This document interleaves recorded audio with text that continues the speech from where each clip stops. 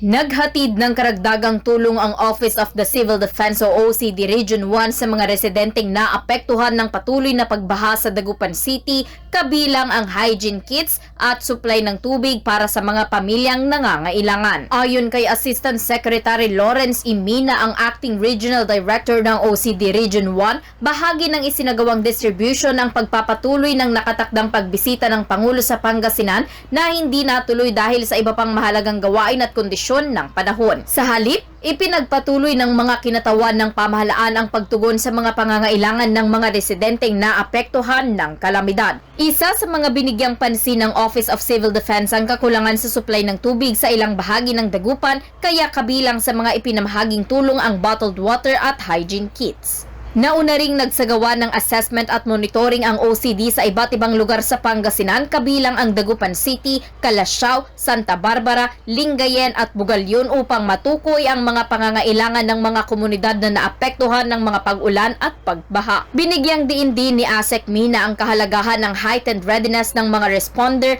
local government units at mga residente habang nagpapatuloy ang mga pag-ulan na dulot ng mga weather disturbance at southwest monsoon o habagat. Dahil saturated na ang lupa sa maraming lugar, maaari umanong magdulot ng pagbaha kahit ang panibagong malakas na pag-ulan o thunderstorms. Kaugnay nito, patuloy na isinasagawa ng mga miyembrong ahensya ng Regional Disaster Risk Reduction and Management Council ang Pre-Disaster Risk Assessment upang bumuo ng mga posibleng senaryo at matukoy ang kinakailangang paghahanda bago lumala ang sitwasyon. Kabilang sa nakikibahagi rito ang DSWD, DILG, DPWH, DepDev, DOST at iba pang partner agencies.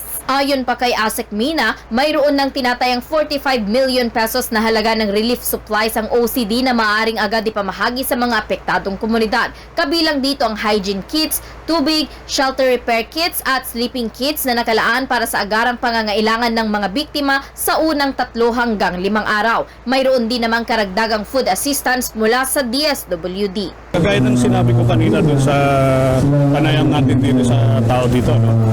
Nandito ako ngayon to continue yung supposed bisita ng ating presidente rito sa Pangasinan na supposedly today. Ang schedule niya was Zambales, then after Zambales pupunta. Kaya sabi ko kanina galing ako sa Zambales kasi inunahan namin doon bago pumunta rito. No? So ito po yung reason na ang pagbisita niya kasi it's not just looking sa welfare ng mga nasalanta, no? Kundi kahit paano may papaabot niya yung mga tulong ng gobyerno. Ang gobyerno natin, nandiyan yung DSWD, nandiyan kami, nandiyan yung DILG, nandiyan yung mga ating mga uniform service. And part of that, dahil hindi nga siya nakapunta, nag-comply lang kami na ipaabot yung hindi regular na nire-request ng mga kababayan natin. Kung ano lang yung pwedeng i-available na ibigay natin, sa tingin namin, na-identify naman na ito yung mga pangangailangan talaga. Kagaya ng hygiene kits ngayon, at saka mga tubig. No? Kasi lalo na rito sa Dagupan, di ba? Yung tubig nyo rito talagang halos hindi na ata umaalis eh. Yung baha dito. So, naisip namin na magbigay ng tubig at saka itong mga hygiene kits nga pa. Sa Dagupan, sir, may kasunod pa kayong parang pamamahagian? Opo, actually galing na kami kanina sa La Union. La Union kasi cover namin yan, buong Region 1 eh. So napunta namin yung La Union, nakapagbigay na rin kami ng kagaya ng binibigay natin ngayon dito. But before that, siguro 2 weeks ago, naikot na namin actually itong Pangasinan kasi it was our report na nag-trigger siguro na naging desisyon na bumisita rito. No? Napunta namin yung mga tarem, napunta namin itong Dagupan City 2 weeks back, and that of Calasiao and Santa Barbara. Then the following week, binalikan namin, pinuntahan din namin ang Lingayen, Bugalyon, yung mga yan. Well, marami na napuntahan namin dito. So identified namin from this report, nakabuo kami ng storyline to let the PMS study and decide na papuntahin si Presidente sana rito. However, yung nga po at may mas importante siyang lakad today kaya hindi siya natuloy. Then considering also yung weather condition ngayon. Ano? So yun po, marami na po tayong kwan. Pampanga before Zambales, nandun din po kami. Kasi yun talaga nakapunta siya doon. So yun po. Ang nabanggit niya last time, kung hindi ako magkamali, but heightened readiness ng lahat. May it be kami na responders, ang ating LGUs, ang ating LDRIMOs, pati na rin ang ating mga kababayan. Dapat ready rin sila. So yun po naman yung ginagawa natin, di ba? Every time na bago man dumating itong mga ganitong panahon, nag-uusap-usap na lahat ng member agencies ng ating council at pinag-uusapan kung ano yung mga preparedness measures na meron na sila. At kung kulang man, dagdagan. Yun yung pinaka-purpose ng ginagawa naming scenario building na kung tawagin namin PIDRA. So I'm not creating panic. Pero alam natin itong continuous rains na dala-dala nga ng mga nagdaan na mga tropical cyclones, si Luis, Maymay, and that of Neneng, and na nag-i-enhance ng southwest monsoon. Yan yung tinatawag nating habagat. Iisa lang ang isang iniisip namin, punong-puno na ang kalupaan ng tubig. Kaya kunting ulan lang talaga, local thunderstorm would create ito, pagbabaha. Lalo dito sa Dagupan, di ba nakita nyo? Talagang saturated na ang mga kalupaan dito. So it goes the same sa lahat ng lugar na naapektuhan nga ng local thunderstorm and that of yung mga weather disturbances na to.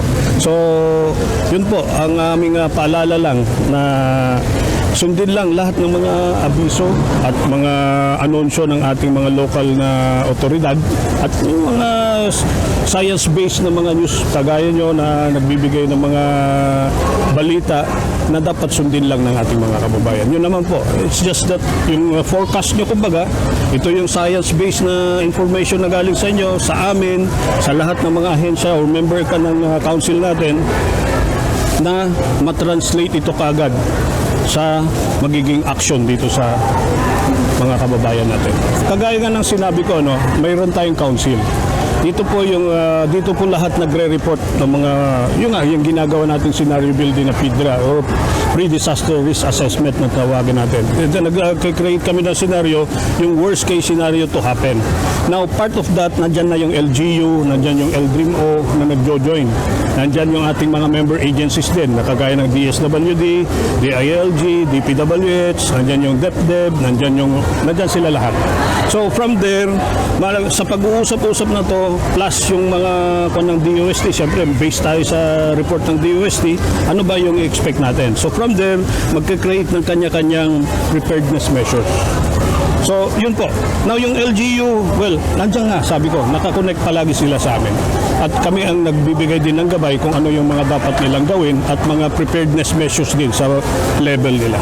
Depende yan sa mga apektadong population, di ba? Well, alam naman natin, we have a record kung ilan yung mga population ng bawat munisipyo, barangays, we have that. But we are to consider specifically yung kung saan yung affected na area.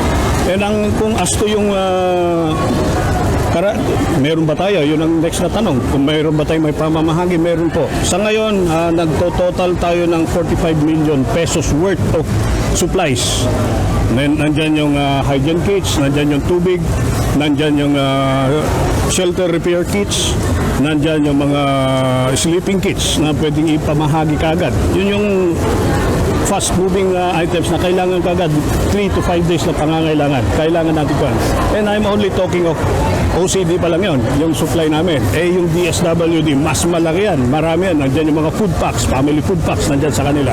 Ready, I don't know the figure, but yung sa akin, masasabi ko, nandun pa yung worth na nandun sa warehouse natin ng mga supplies po. Marami po. Kaya po. Samantala, kabilang sa mga nakatanggap ng tulong si Erlinda Carbonel na residente ng Herrero Perez na nakaranas ng pagbaha sa kanilang lugar ng halos 2 linggo. Dahil sa mataas na tubig, kinailangan nilang manatili sa evacuation area bago makabalik sa kanilang tahanan nang bahagyang bumaba ang tubig. Nang 2 linggo kasi mabaha sa amin kaya lumikas kami sa isko, nag-vacation kami. Kasi mahaba sa lugar namin hanggang dito, mahaba talaga sa aming pagbaha na. Pero ngayon medyo bumaba na ang konti na, kaya pinabakwi na kami sa bahay, pinauwi na kami. Kasi may pasok na, kaya pinauwi na kami. Pero okay lang, ma'am. Saang barangay po kayo dito? Herrero Perez, ma'am. Gaano po kalaking tulong na binigay na tulong ng Office of the Civil Defense po? Malaki na rin, ma'am. At pasalamat po kami, ma'am.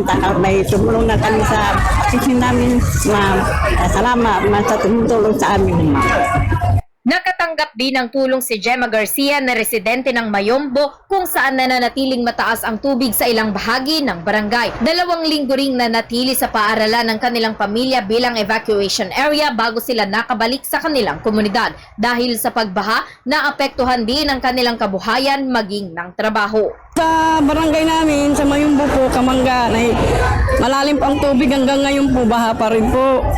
2 weeks po kami mahigit sa school. Okay naman po doon kasi yung kapitan namin sa Mayumbo, sila nagbibigay ng pagkain namin doon. Si Kapitan Arsenio Coraming po, siya nagbibigay ng mga pagkain namin doon. Yung mga relief na para sa evacuation, nabibigyan kami.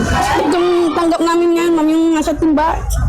Tapos yung mga nakaraan, mga bigay ni Mayor, yung box, saka si Manay Gina, box din po ang nabigay sa amin. Gagamit po namin. Yun po namin ang nauulam namin ngayon. Siyempre, walang trabaho. Siyempre, sa itong panahon kasi, walang work. Tagang mahirap, lalo dun sa amin, ma'am. Siguro yun, ma'am, mga December na, dun tayo matutuyo po. Hanggang ngayon dun, nasa ibang bahay pa kami nag-evacuate. Hindi pa kami sa bahay namin mismo eh.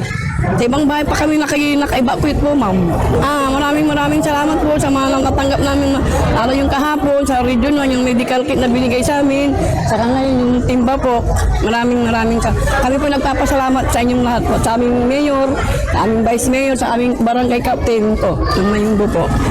Patuloy namang hinihikayat ng Office Civil Defense Region 1 ang publiko na makinig at sumunod sa mga opisyal na abiso ng lokal na pamahalaan at mga kinauukulang ahensya. Mahalaga rin ang agarang pagsasagawa ng nararapat na hakbang batay sa mga science-based weather information upang maiwasan ang karagdagang panganib habang nagpapatuloy ang mga pag-ulan at pagbaha.